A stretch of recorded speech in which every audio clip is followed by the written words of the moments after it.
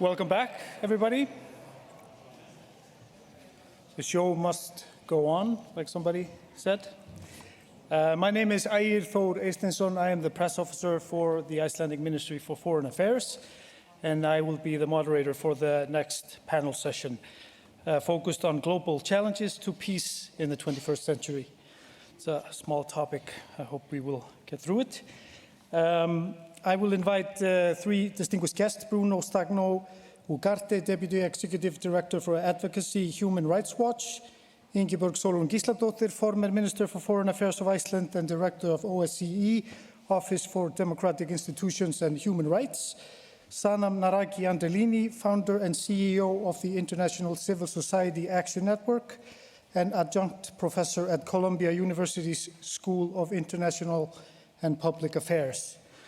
So their titles took up like half time of the session, but I hope this will be a fruitful discussion. But before we continue, first an address by the Icelandic Minister for Foreign Affairs, Þórdís Kolbrún, Reykfjörð, Gylfadóttir.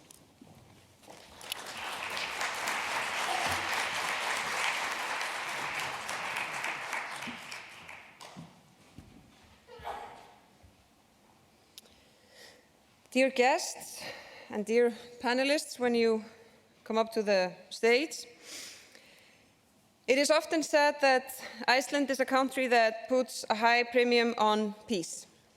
It is a part of our national identity to point to the fact that Iceland does not have a military and has never had its own armed forces. We can also point to the fact that on the list of the safest countries in the world, published last week, Iceland ranked #1, and this is the place we have held for 14 years running. Is this because we are more peace-loving than other nations, other countries? I don't think so. I think we are lucky, and I know that we enjoy protection. The peace that Iceland enjoys is protected by a system of international law, by international organizations that safeguard these laws, and ultimately we are protected by our allies, who promise to defend Iceland in case there is such a breakdown in the international system that our security would be threatened. Unfortunately, there are too many places that do not enjoy peace. Is this because the people there are less peace-loving? Of course not. In fact, I believe that the desire for peace is nowhere more intense than among people who have experienced war or live under threat of violence. Ask the people of Ukraine whether they desire peace. Ask the women in Afghanistan if they want peace and freedom. Ask the parents of young children in Israel or Palestine if they desire a future of peace for their children. It is quite appropriate for us here in Iceland, a country that has never suffered a violent invasion by a foreign country or been subject to a brutal occupation, to be thankful. But we do not have to have any excuse to be boastful. Sadly, there are too many topics that can be discussed under the heading of this session: global challenges to peace in the 21st century. And it does not give rise to particularly uplifting or optimistic discussions as things stand. Challenges to peace seems to be multiplying, not only in the number, but also in severity. Over the weekend, we witnessed horrifying terrorist attacks by Hamas on the people of Israel. And in line with their right to self-defense, Israel has declared war. There will be no winners in this horrific battle, which may move us even further away from a political solution.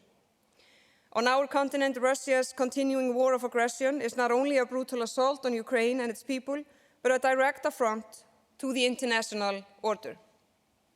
Conflicts further afield have been the driver of rising hunger and humanitarian needs.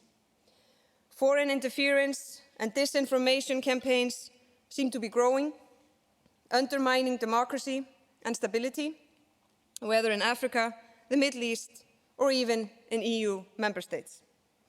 And there are those who seek to undermine the multilateral system to further their own oppressive agenda.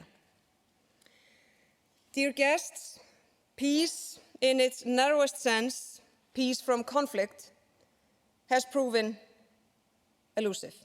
Mankind has not found a solution to the incomprehensible tendency for men to put on uniform and then go against their fellow men in order to steal, hurt, rape, and kill. And peace in a broader sense, where people enjoy their full rights and freedoms, is even more elusive still. In Afghanistan, the Taliban regime near complete denial of the human rights of women and girls can be described as gender apartheid and may amount to a crime against humanity. In Europe, we see a growing trend of backsliding of democratic values and civil rights, often led by populist politicians who offer simplistic solutions to complex problems. They employ disinformation and foster polarization in their societies, sometimes abetted by malicious foreign interference. And things are getting more complicated still. With the rapid development of artificial intelligence, threats posed by disinformation campaigns and other hybrid means may increase even more. And this will surely become a risk to peace if it hasn't already. We need to heighten our vigilance and strengthen our capacity to counter such efforts. But we must also make sure that the rights that are fundamental to free and open societies, like freedom of speech, are not unduly restricted in the process. A firm commitment to safeguarding our principles of democracy, equality, and respect for human rights is crucial for preserving a peaceful and prosperous society.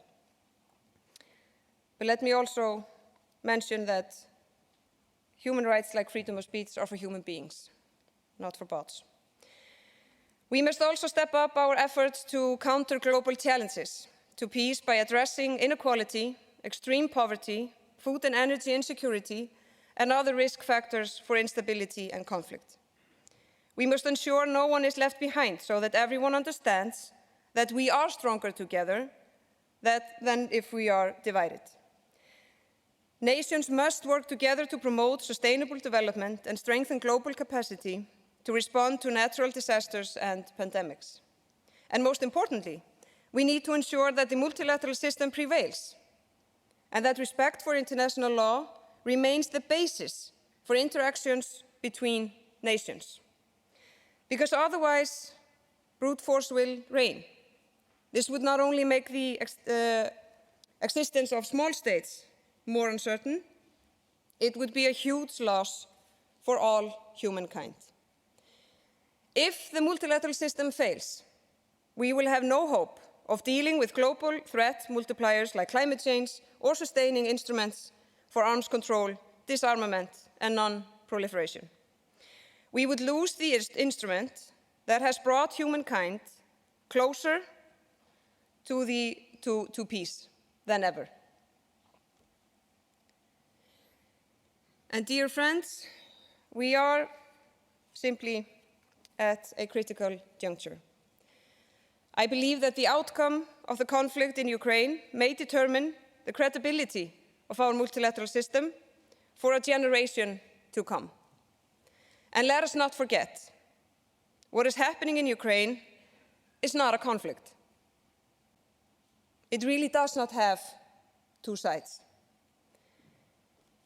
It is a rare case of a unilateral attack by one country against another country, where a larger neighbor, a permanent member of the Security Council, is attempting not only to take away land and steal children, but quite literally to erase a country from its existence.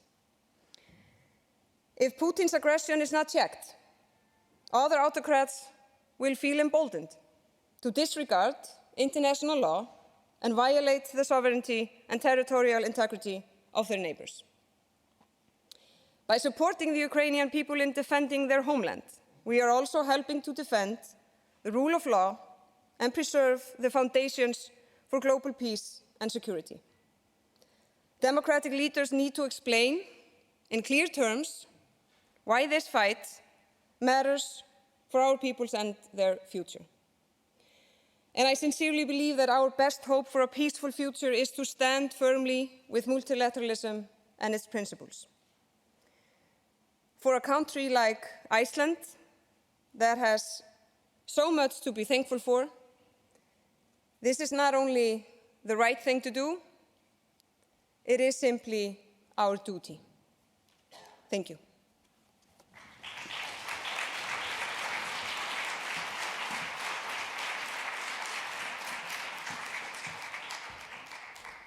So if I could ask the panelists to join me on stage.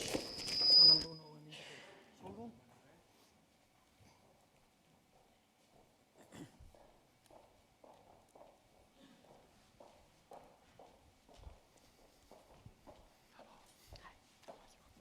Bruno, nice to meet you. Hi. Yeah, just anywhere, I think. Okay. Hvað viltu að við sitjum? Bara hvað sem held ég bara.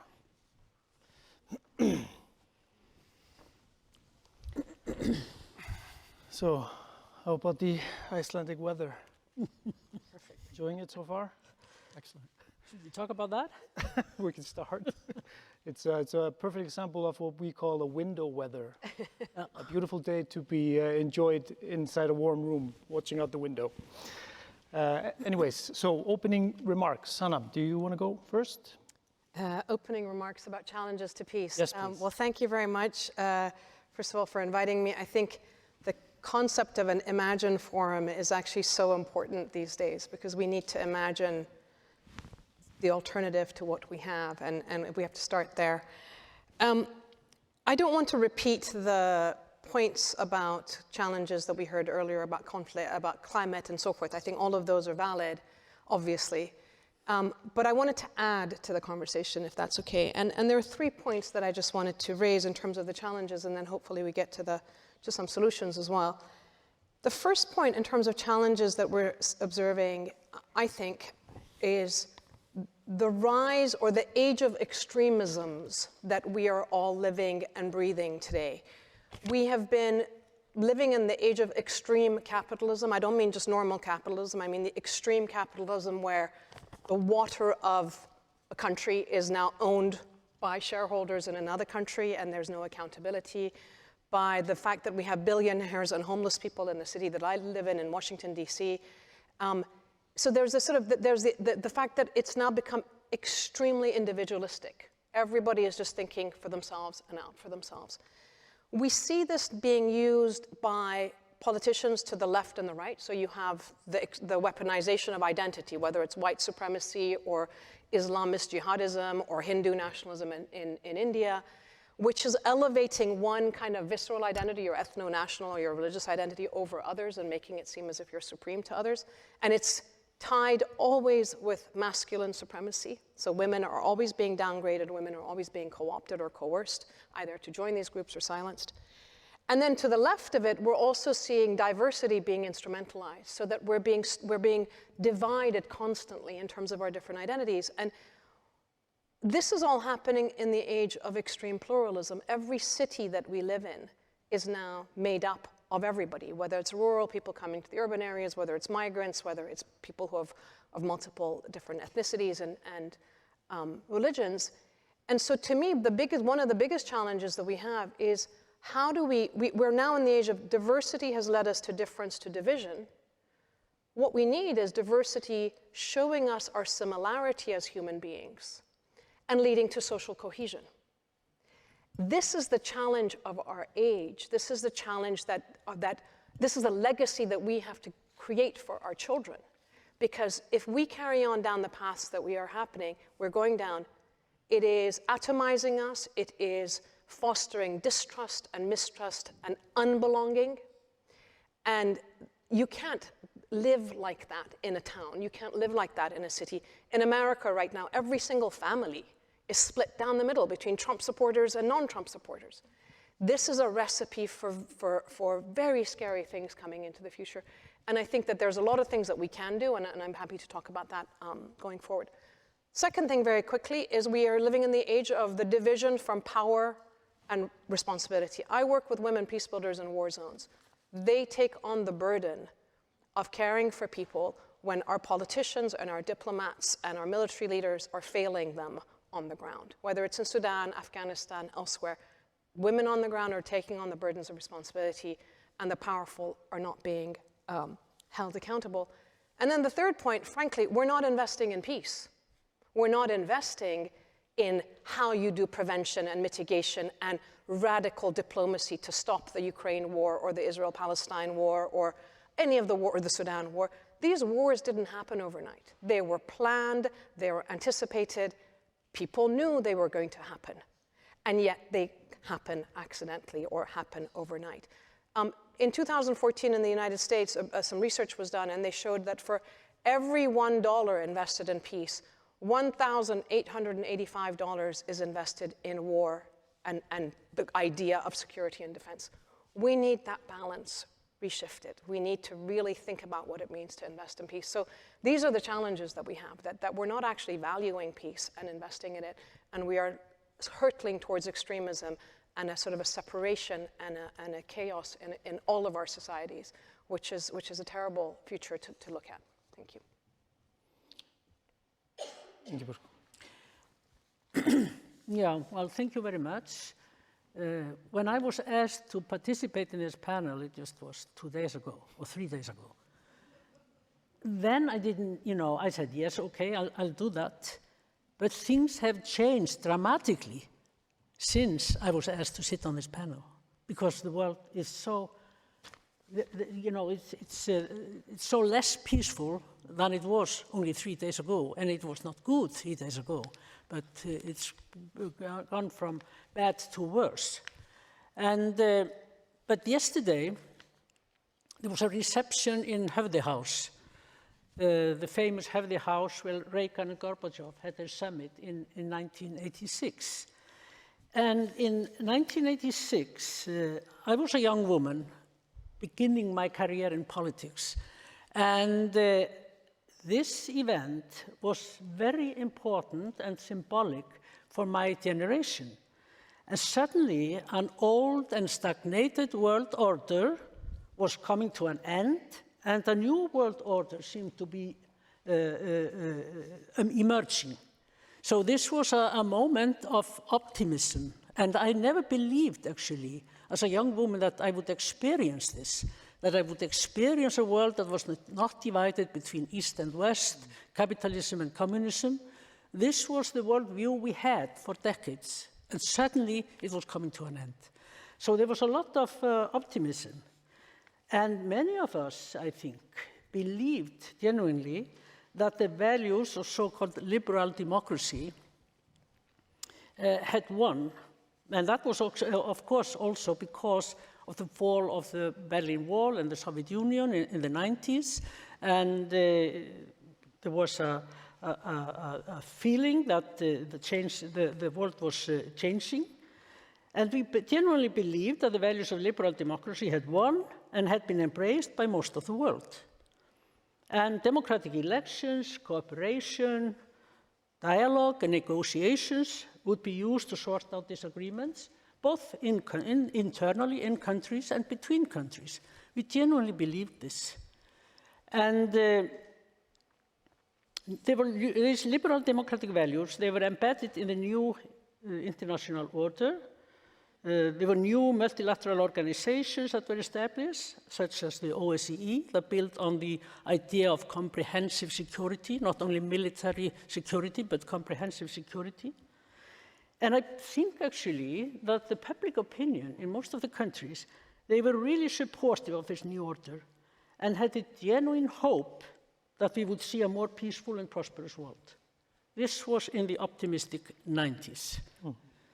But unfortunately, at the end of the day, the multilateral organizations were not able to live up to the expectations and prevent or tackle the most serious conflicts that we were faced with in the continent, both in Europe, in the Middle East, and in other continents. They were able to put some of them on ice. We had a lot of these frozen conflicts, and it seems that they are now all erupting again, all these frozen conflicts. We have to face it, I think, and now we are just facing the fact that the countries of the world are not like-minded. And it's an illusion to think that they can build all their decisions on either consensus, as in the OSCE, or build it on a veto, like in the UN, in the Security Council of the UN. It simply cannot go that way.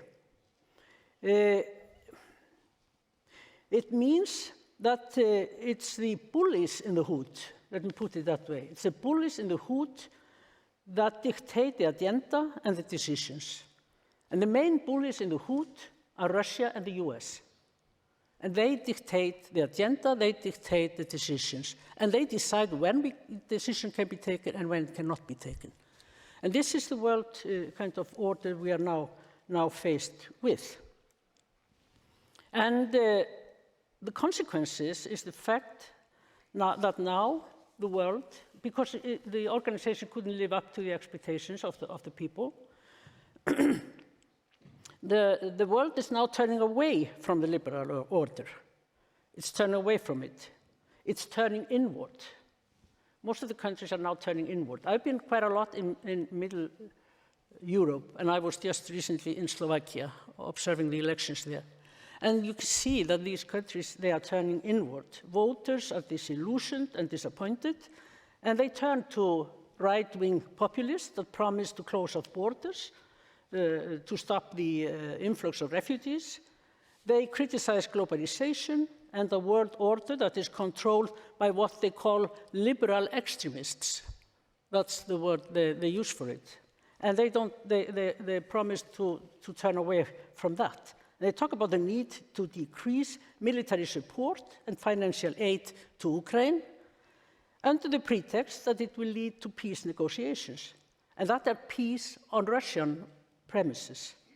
No one is talking about, as was mentioned by the Assistant Secretary General here this morning, no one is talking about pathway to peace. We are talking about winning wars, not pathway to peace.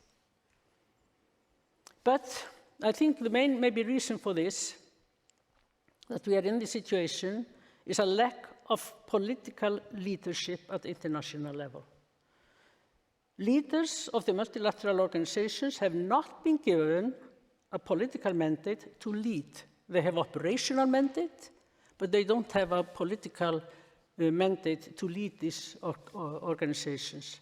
And that means we are faced with politics of withdrawal. There's a temptation to withdraw from external conflicts and challenges and just look inward. And how do we deal with that? I think leaders of the countries have to become more engaged and responsible. They have to ensure that the multilateral organizations are capable of acting swiftly when faced with crisis. That they have to be mandated to act, but not paralyzed by bureaucratic red tapes. The normative framework of this organization is well developed and fine, but the enforcement mechanisms are weak. And this has been evident for decades, and we have to deal with it. We have to deal with it, and the leaders of the countries of the world have to show courage and leadership. They have to do it. They cannot attend to this politics of withdrawal. They cannot attend to this politics that is without policy. And when I say this, we are talking about hope here. I was talking about hope. I'm not hopeful. I'm not feeling hopeful towards organizations or structures or politicians, but I have faith. I have faith in people. I have faith in people finding ways to tackle this situation, to cope, to come up with creative solutions, and I'm going to keep that faith, but I'm not very hopeful. Thank you. Bruno, you want to pick up on that point? In one way, yes, I'll probably end with maybe a more hopeful message along those lines. But first of all, thank you for the invitation. I think I'll just concentrate on 5 points that I'll run through quickly. One of them is the challenges of root causes, and I won't go into much of that. Root causes, we could spend the entire day talking about that. They are very varied, and we have a cohort here of peace researchers who know this better. When we basically say it's root causes, it's a way, I think, of somehow absolving ourselves of our responsibility, because what does root causes really mean?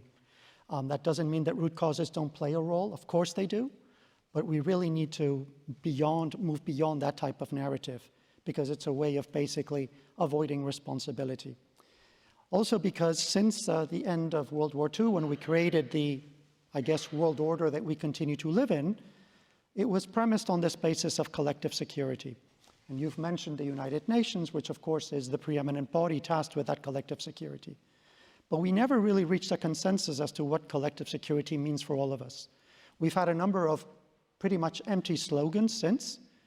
For example, one that has made a lot of roadways is, a threat to one is a threat to all. But frankly, have we lived up to that? Amina Mohammed was talking about the fact that the United Nations Charter begins with "we the peoples." Very often, we do not take into consideration what a threat to the peoples means, because the collective security arrangements are too state-centric. They're not sufficiently human-centric. In that regard, for example, when a small state like the Maldives or Vanuatu says that for us, climate change and rising sea levels is an existential threat, this is an issue of collective security, we basically see, well, lots of delays, many COPs, and we will go into another one hosted by a petrostate, where obviously it means that we are not really agreed as to what a threat to one, threat to all means. Point two, prevention and early warning, something that you mentioned. We have done a pretty bad job in using all of the tools, mechanisms, and norms that we have developed over decades in order to do prevention and early warning. When it is more cost-effective, probably more politically costly, yes, because it means that you have to finger point. But in many ways, the international community cannot just pretend that things are not happening and that things are not getting worse, specifically when you see human rights violations happening, because human rights violations are the canary in the tunnel that alert us to the fact that something is going awfully wrong. And unfortunately, building on the point of collective security, what has happened in terms of prevention and early warning is that most of the time, most of the powers that be have basically over-securitized early warning and prevention.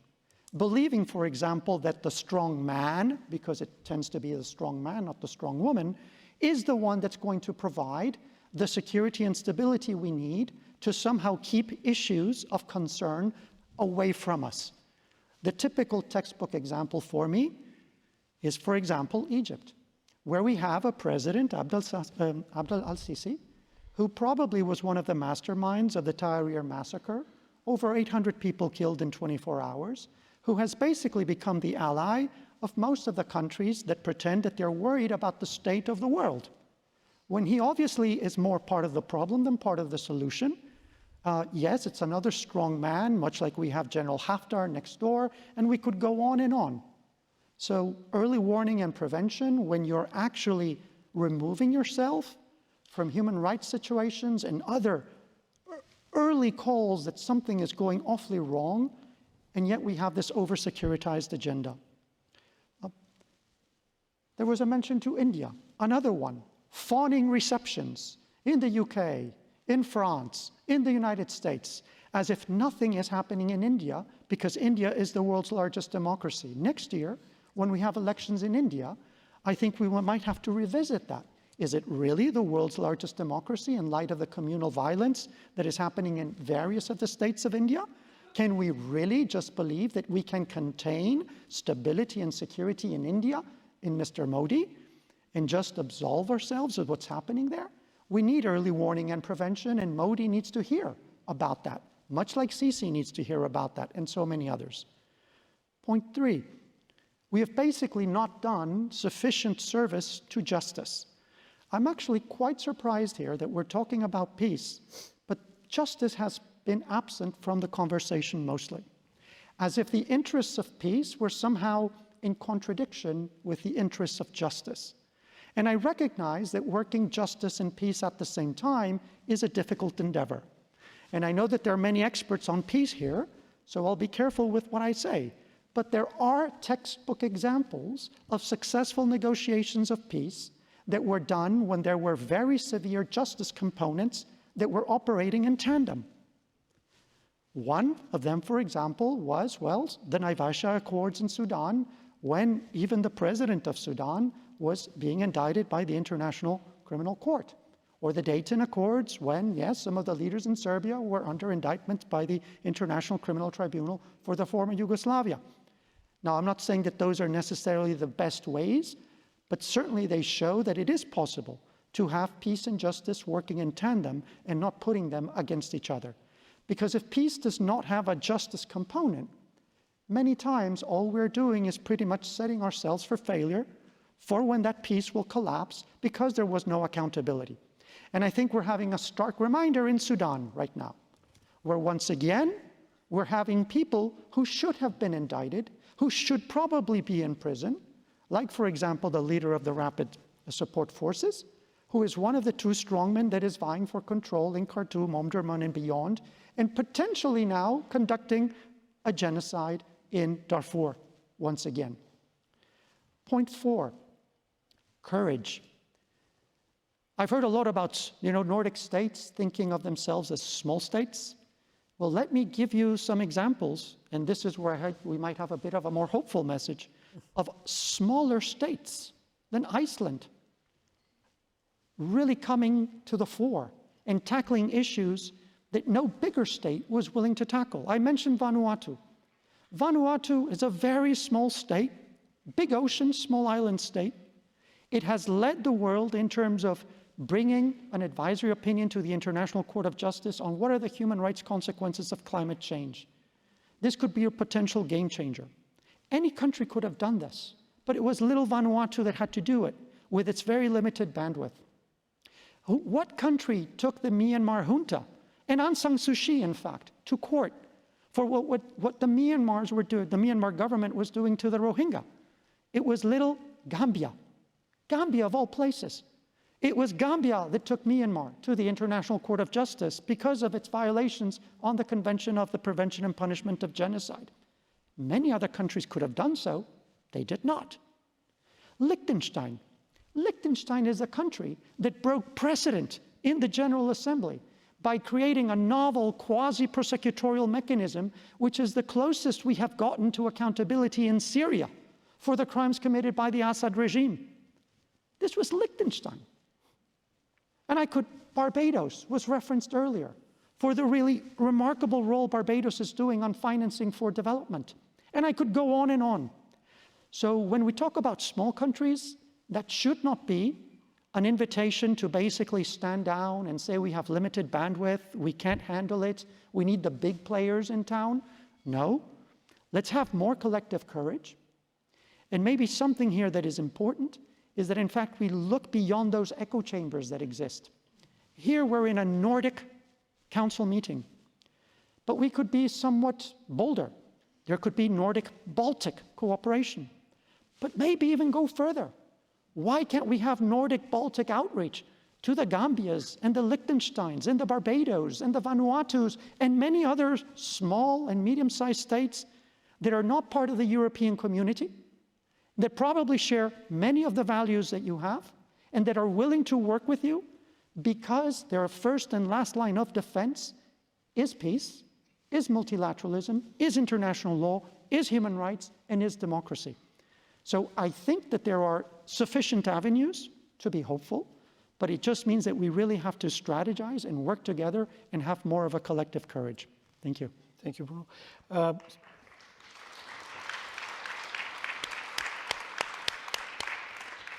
So small countries can play a big role in putting peace in place. Do you agree with that?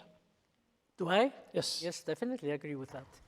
I think small countries can play a very important role at the international level because it's often that they do not have the same kind of interests as the bigger ones.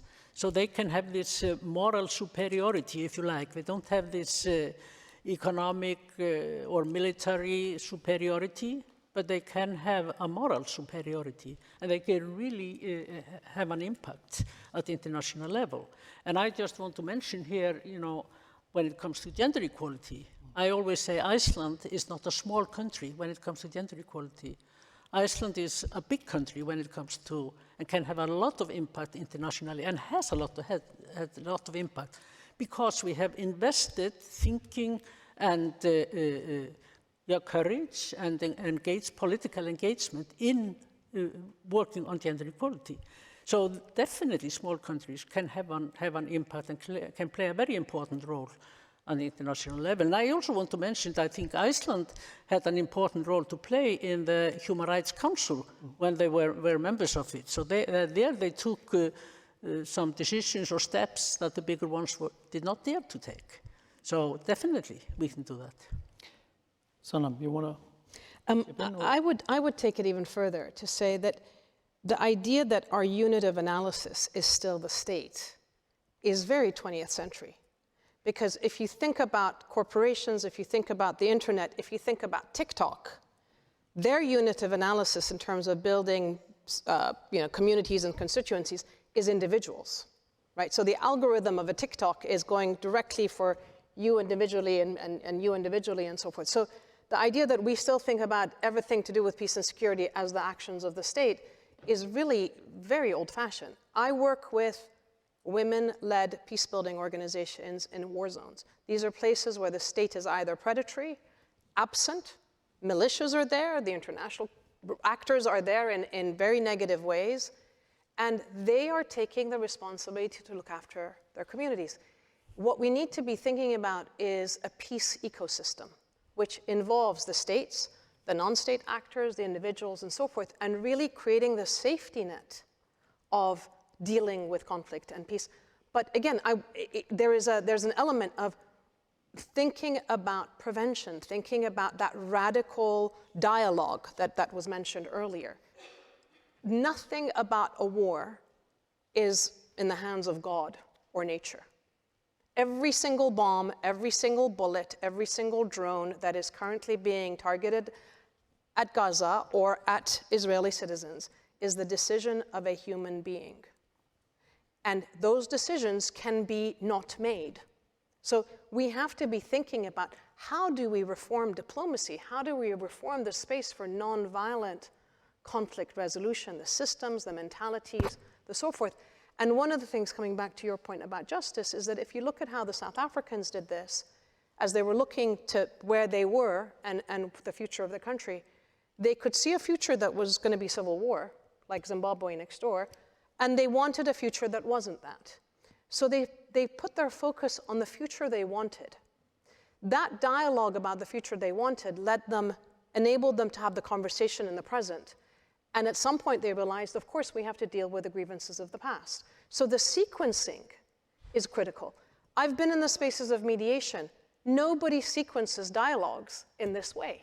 Nobody says, let's imagine right now sitting in Israel, Palestine, Gaza, West Bank, Israel, let's imagine the future for the children that are being starved. Let's imagine not killing another 100 people here or there just because already 500 and 1,000 have been killed.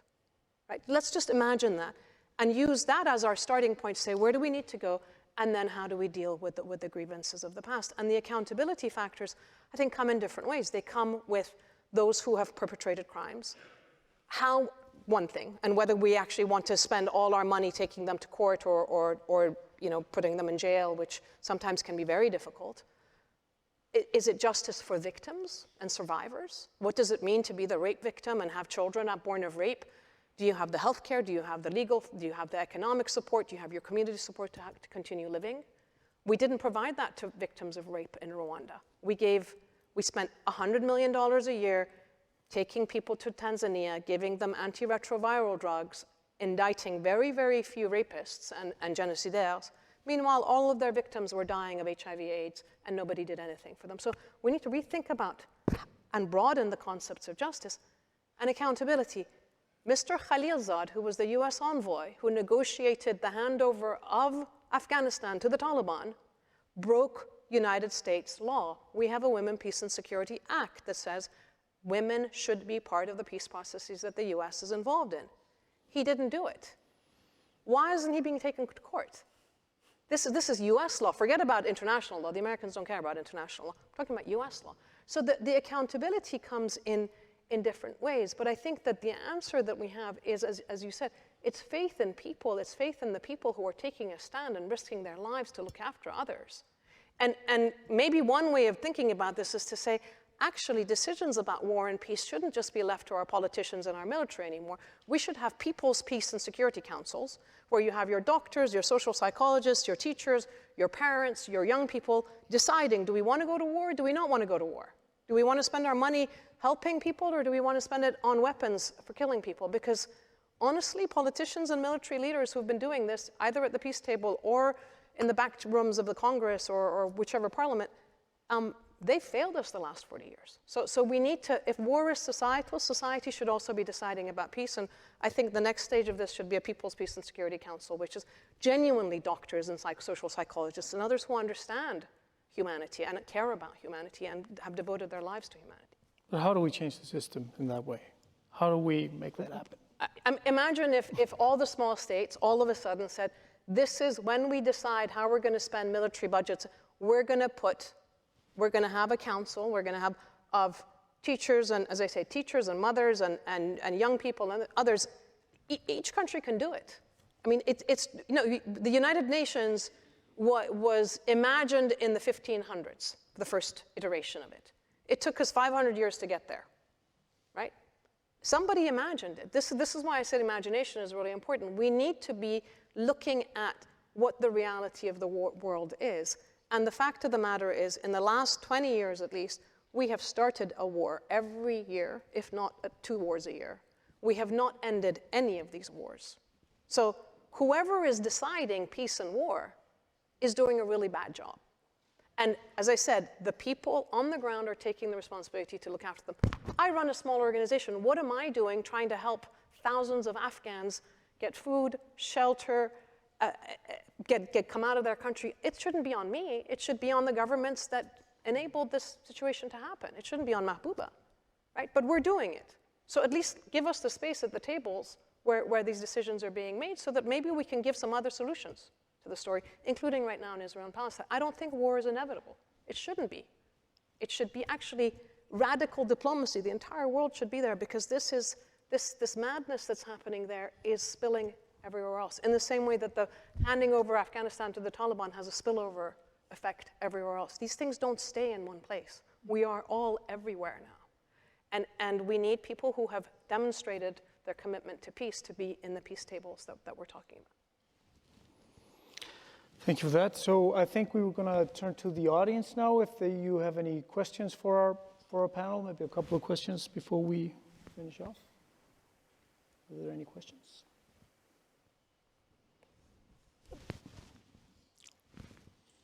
Thank you. Oh, they turned it on. Hi, thank you. I'm Anina Hageman from Denmark. Thank you so much for these inspiring reflections. What do you think about the UN processes around our common agenda leading up to a pact for the future next year?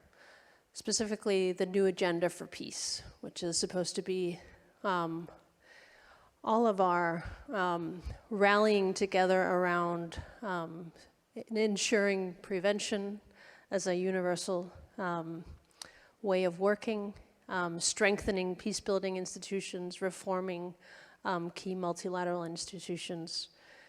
How do you think we can support that agenda? Is it asking the right questions and posing the right answers? What is the role of that process in addressing these challenges? And who is this question for? Just all of you. Okay. So who wants to go first?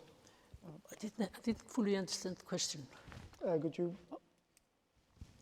So the UN Secretary General has started a process called Our Common Agenda. It has 11 work streams. One of them is called New Agenda for Peace.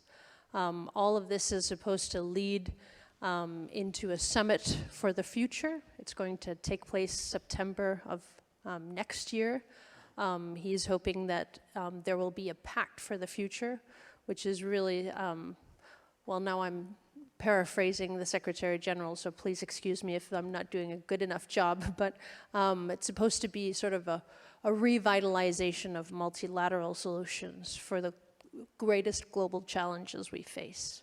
And this morning we've had a number of reiterations of the importance of multilateralism for small countries and supporting really the strengthening of multilateral solutions. So I'm just wondering how you see that policy process, whether that is an answer to some of these challenges, and how we as Nordics or we as advocates for solidarity for peace, how can we support that process? Does that make it more clear?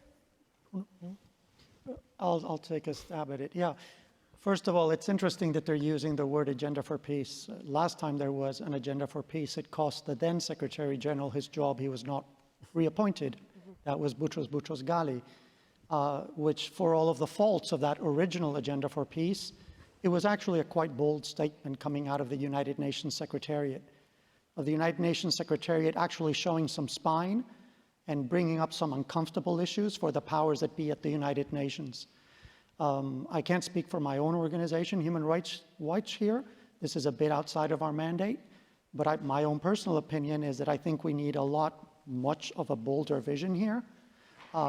We really need a top-to-bottom approach, certainly a lot more of civil society engagement to actually call into question the powers that be in the Security Council and beyond. Secondly, to actually mobilize the best instincts of the United Nations Secretariat. There is something known as Article 99 in the United Nations Charter, which gives the Secretary General the possibility to bring uncomfortable issues to the attention of the Security Council. Most Secretary Generals do not muster the courage to do that. An agenda for peace, if Mr. Antonio Guterres is committed to it, means that he should act under Article 99 whenever is necessary, and not just when it's comfortable. An agenda for peace also means that there has to be an unrelenting commitment to justice everywhere, anytime. And unfortunately, what we have is a very selective approach to justice.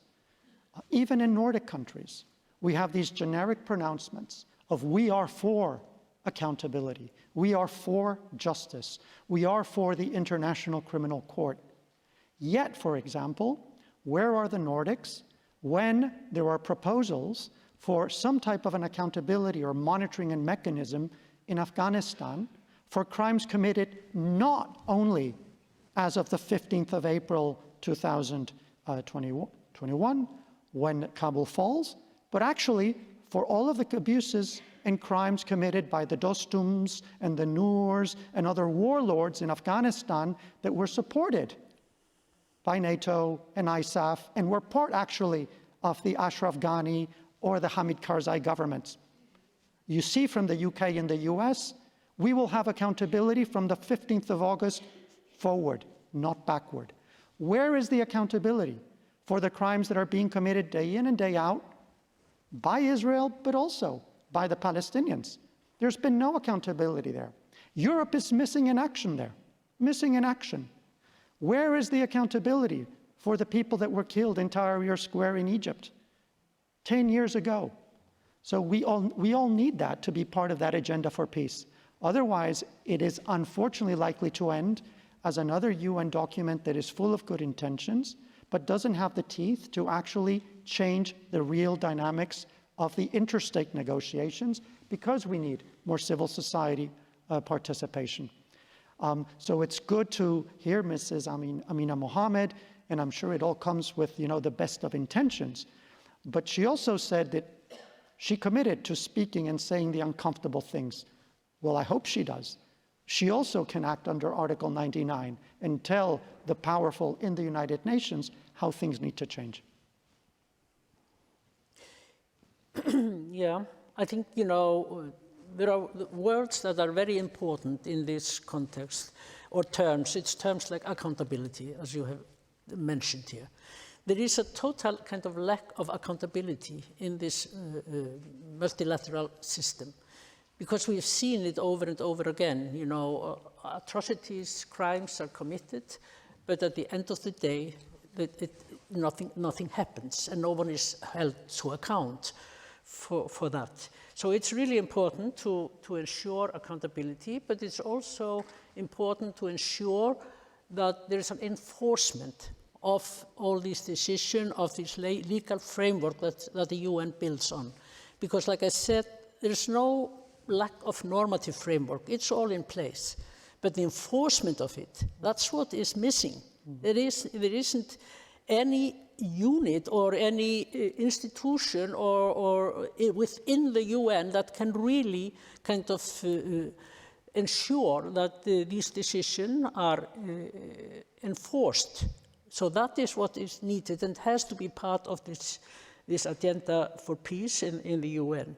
And you mentioned that Boutros Boutros-Ghali, it cost him his job when he put the agenda for peace forward. But Guterres is now in his second term, so it doesn't matter for him. He can do it, you know, he will anyhow only sit, you know, and to the end of this term. So hopefully, you know, he really has now the drive and the courage to work on changes in the UN system, because it's so much needed. And let me just say, you know, I have been working in some of these UN missions in countries where they came in as a kind of a peace mission. And then they end up as being kind of permanent missions in these countries. Allow me to say, and I can say this because sometimes, you know, I have a bright career behind me. I have reached a respectable age. I don't have to, you know, be so aware of what I'm saying.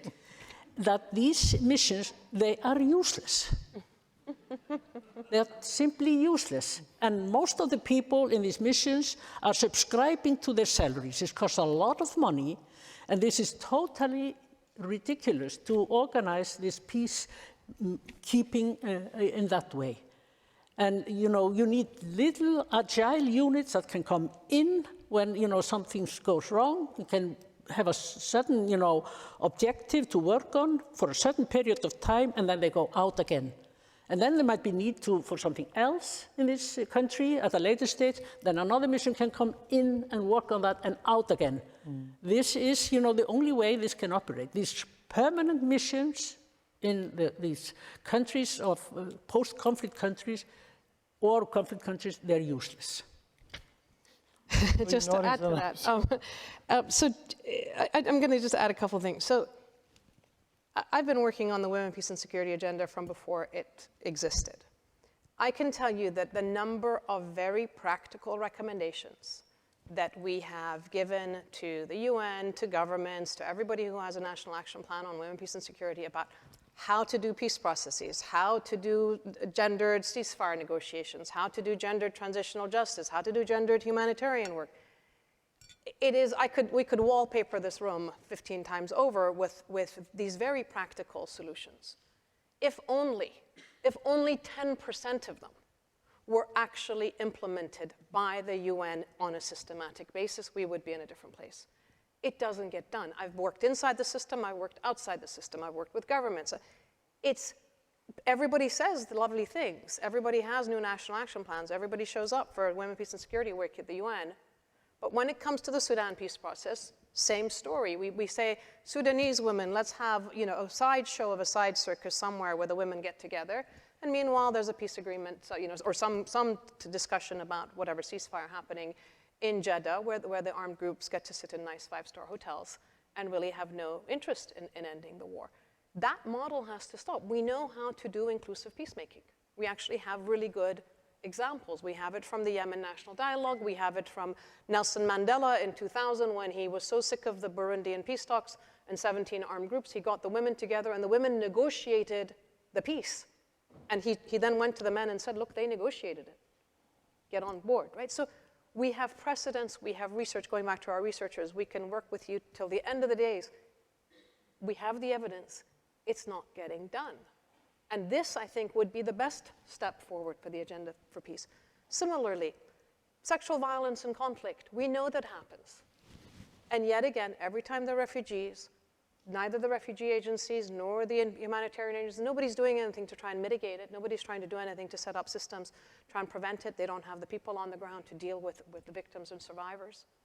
Maybe what we could do is to say, in the next 2 years, we're going to train 50,000 first aid emergency workers to be able to identify and deal with sexual violence and torture and work with communities and work with survivors in all these places. We have lots of people getting very high salaries talking about preventing sexual violence. They have not put in any system of prevention or response to victims. It's the devil in the detail in terms of the practicality of what happens. And I come back to, and thank you for reiterating the civil society piece, because it's people who care. What's powering these agendas right now is people who care. People who genuinely are powered by care as opposed to caring for power. And we need to shift that balance and bring those voices into the UN system as we the peoples, not we the member states only, we the peoples. And I'd love to see the summit and be there and see what they have to say. We are completely removed from these processes as it is at the moment. Yeah, hold them to their word, maybe. Hold them to their word by being there. But not only just hold them to the word, to say, we are here, we're doing this. Engage with us in an equitable way. Don't come to us when you have a problem on a WhatsApp message and ask me to do say the things that you can't say. Put us in the room and we'll say it in the same spaces that others are saying it. And so I appreciate having this space to be so frank about these things, because it's very often they expect us to do their work for them, but behind the scenes. We have 2 minutes left. Last words. You want to do one round or? I would invite Iceland and Norway in particular, to not think any longer as being small states. Find the courage, you have done so in the past. You mentioned Iceland doing incredible work on the Human Rights Council some years back. For those who may not be in the know, Iceland stepped in without any planning because the US decided to withdraw under Trump. Iceland stepped in on a moment's notice, and it did a stellar job looking far and beyond the Nordic area. It led on Saudi Arabia in a way that was politically uncomfortable. It led on the Philippines in a way that was politically uncomfortable. So yes, we want to see more of that. And please stop with the generic pronouncements that we, the Nordics, we are for human rights and democracy and rule of law and international law and women's rights. That doesn't mean anything if you do not apply it on a country-specific case. That is where you actually show whether you have the political courage to live up to those generic commitments. Right. Make the final words. Thank you for that. Great final words. That wraps up our session. I think that's a good note to end this discussion on. Thank you very much. Thank you. Thank you.